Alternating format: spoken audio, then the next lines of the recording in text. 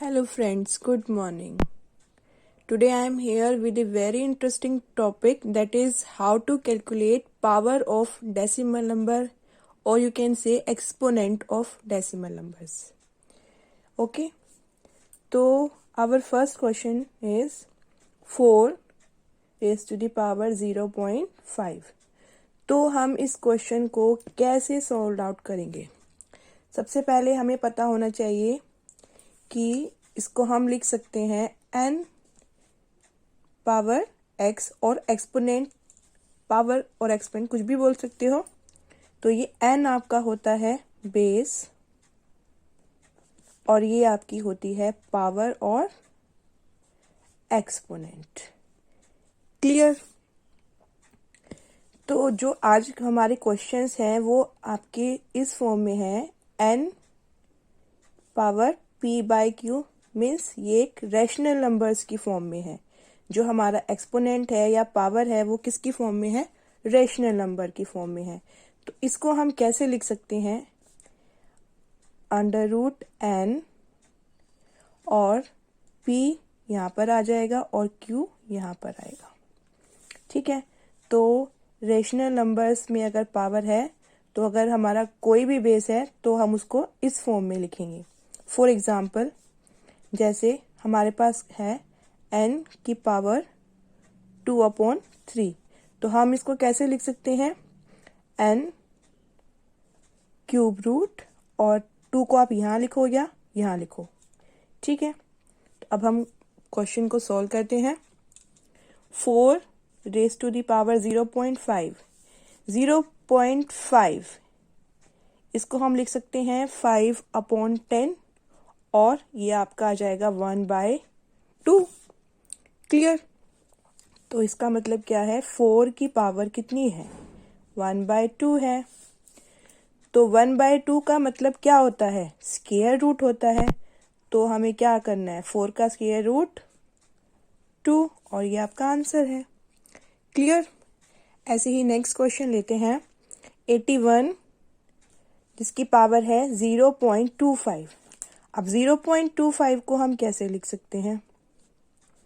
25/100, it means 1/4। तो यहाँ पर क्या है?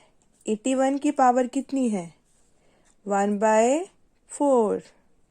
ओके, तो 81 को हम लिख सकते हैं 4th पावर ऑफ 3, 3, 3 और 3, इट मीन्स आंसर 3।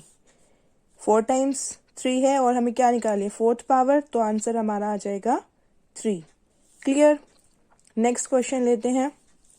25 की पावर है 1.5, तो इसको हम लिख सकते हैं 25 की पावर 1 मल्टीप्लाई या पॉइंट कुछ भी लगा सकते हैं आप 0.5। हमने इसको ऐसे क्यों लिखा? क्योंकि जब हमारा बेस सेम होता है, ये मैंने आपको बताया था अभी कि ये हमारा बेस होता है, तो बेस अगर हमारा सेम है तो हमारी पावर ऐड हो जाती है। तो 1 + 0.5 1.5 हो जाएगा। तो इसको हम लिख सकते हैं 25, और अभी मैंने आपको ऊपर बताया था 0.5 मीन्स हाफ होता है, हाफ मीन्स स्क्वायर रूट। तो 25 का स्क्वायर रूट लेंगे तो ये कितना आ जाएगा? 25 square root of 25 is 5, so answer will be 125। Is it clear? अब वेरी इंपॉर्टेंट क्वेश्चन 27 जिसकी पावर है 0.3, रिकरिंग है ये, मतलब 3 जो है आपका बार बार आ रहा है। ठीक है, तो इसको हम लिख सकते हैं 0.333। तो इसका मतलब होता है 1/3। 0.3 बार या रिकरिंग जो है हमारा 3 बार बार आ रहा है, इसको हम 1/3 लिख सकते हैं। रिकरिंग नंबर्स को हम फ्रैक्शन में कैसे चेंज करें ये मैं आपको नेक्स्ट वीडियो में बताऊंगी। तो अब आपको पता है, इसको हम लिख सकते हैं क्यूब रूट ऑफ 27, और 27 का क्यूब रूट क्या होता है? 3। Answer is 3।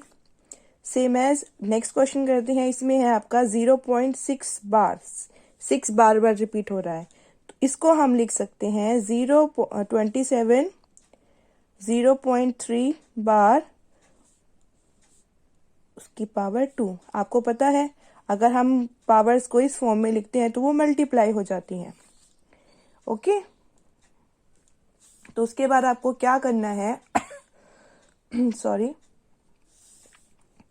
0.3 बार है, तो इसको अब हमने इसकी वैल्यू कितनी निकाली थी 3, और 3 की पावर 2 कितना आंसर आ जाएगा हमारा 9। Okay, so easy. उसके बाद अब हम करेंगे अपना नेक्स्ट क्वेश्चन। हम नहीं करेंगे इसको, आपको होमवर्क में करना है और इसका आंसर मुझे कमेंट में बताना है। सो आई थिंक सबको ये जो मैंने आज टॉपिक कराया है समझ में आ गया होगा, है ना? Thank you, have a nice day and tell me the answer in comment.